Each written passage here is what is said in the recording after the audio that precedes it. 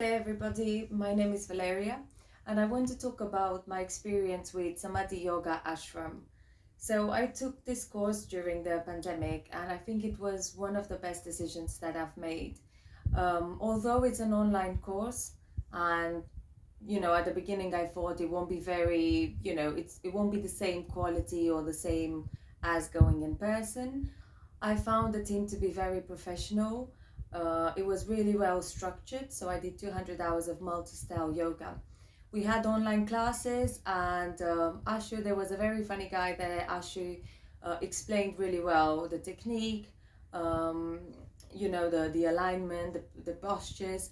We also had philosophy classes with Guru Vishnu, and I've learned a lot in this course.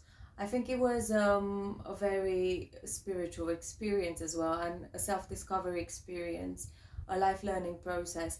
And I highly recommend this course to anybody who is hesitating or thinking whether they should go for an online course. You will definitely not regret it. Thank you. Namaste.